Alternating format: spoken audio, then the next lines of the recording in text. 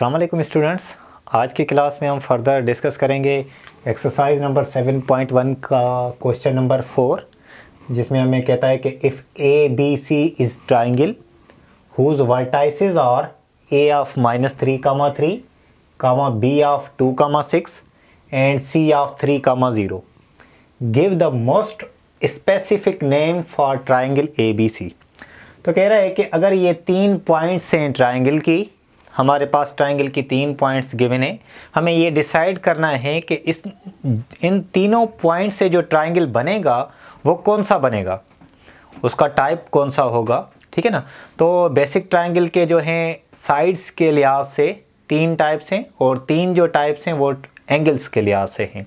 तो अगर हम साइड्स के लिहाज से देखें तो ट्राइंगल स्केलिन ट्राइंगल होता है, उसके बाद आइसोसेल्स होता है और उसके बाद होता है इक्विलेटरल ट्राइंगल। तो हम चेक करते हैं कि ये इसमें से 3 पॉइंट्स में से कौन सा ट्राइंगल बनता है।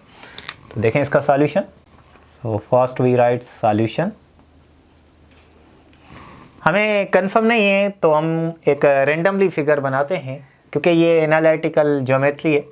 तो इसमें हम रेंडमली अगर हम एक ट्राइंगल कंस्ट्रक्ट करते हैं, ठीक है बेटा। तो मैं कहता हूँ कि इसमें एक वर्टेक्स ए है जिसके पॉइंट्स हैं -3, 3, दूसरा है बी ऑफ 2, 6 और थर्ड है सी ऑफ 3, 0। सही, ये 3 पॉइंट्स हैं।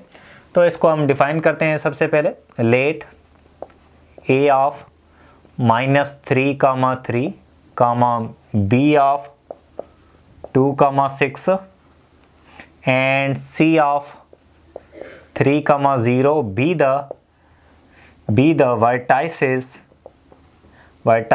of triangle ABC।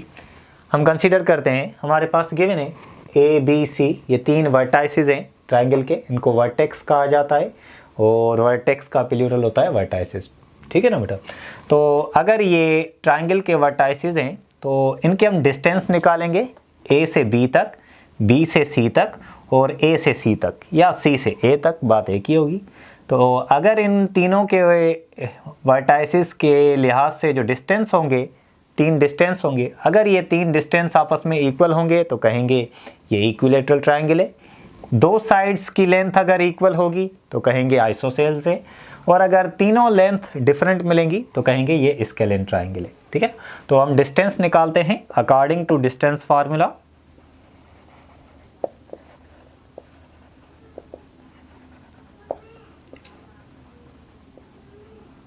That is d is equal to square root of x2 minus x1 whole square plus y2 minus y1 whole square. सही है बेटा।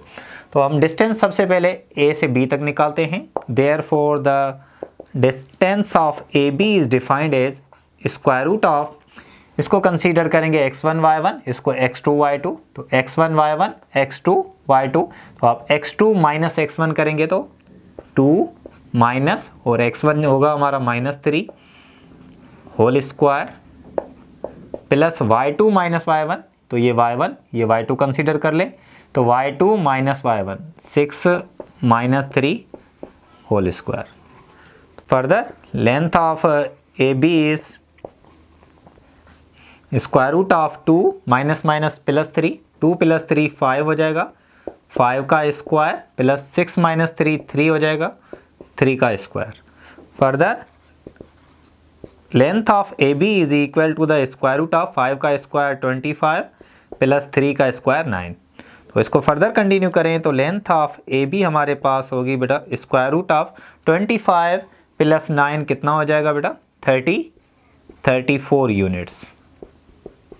तो हमें ये लेंथ मिली है ए से लेकर बी तक 34 यूनिट। इसी तरीके से अब बी से लेकर सी तक निकालेंगे। Similarly length from B to C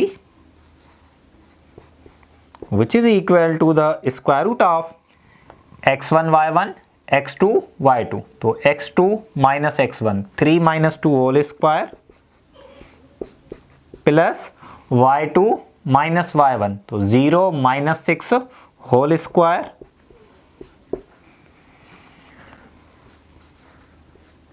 length of BC is equal to the square root of 3 minus 2 1, 1 का स्क्वायर करेंगे तो हमारे पास 1 रहेगा, प्लस माइनस 6 का स्क्वायर करेंगे तो 36। सही है बेटा। तो length from B to C is equal to square root of 37 units. सही। इसके बाद फर्दर अगर हम B टू C लेंथ निकाली, हमने स्क्वायर रूट ऑफ 37 मिली, अब हम A से लेकर C तक निकालें या C से लेकर A तक निकालें, बात एक ही होगी। So now length from A to C is equal to the square root of A to C, x1 y1, तो ये हमारा x1 y1 और ये x2 y2, तो 3 minus 3 x2 minus x1, 3 minus minus 3 whole square plus y2 minus y1, 0 minus 3 whole square. सही है। तो further length of A to C is equal to the square root of 3 minus minus plus हो जाएगा, 3 plus 3 6, 6 का square करेंगे तो 36 और minus 3 का स्क्वायर करेंगे तो 9। सही है बेटा। तो length from A to C is equal to square root of 36 plus 9 कितना हो जाएगा, 45 यूनिट्स।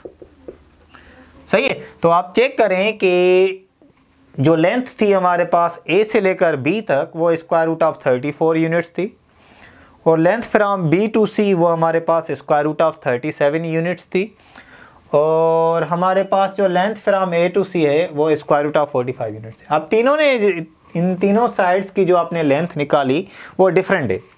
सो इसकी रिजल्ट लिखेंगे result is length of AB is not equal to length of BC is not equal to length of CA। अगर तीनों की length आपस में इक्वल नहीं है, तो हमने ये पढ़ा है, ये थ्योरम कहता है एनालिटिकल ज्योमेट्री में कि अगर ट्रायंगल की साइड्स की लेंथ इक्वल नहीं होंगी तो उसकी एंगल्स भी इक्वल नहीं होंगी। तो अगर आप इनकी एंगल्स कंसीडर कर लें तो ये एंगल हो गई अल्फ़ा, ये हो गई बीटा, ये हो गई gamma. So also angle alpha is not equal to angle beta, which is not equal to angle gamma। सही है बेटा। Hence the given triangle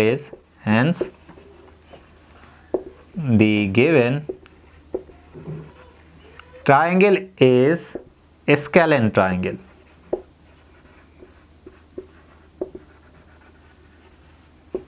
Which is the required answer। सही है बेटा। तो होपफुली ये आपको प्रॉब्लम समझ में आया होगा। अगर इसमें कोई डिफ़िकल्टी है तो आप पूछ सकते हैं ग्रुप में। तो फर्दर जो इससे रिलेटेड प्रॉब्लम है वो हम नेक्स्ट वीडियो में डिस्कस करते हैं। Okay, thank you all.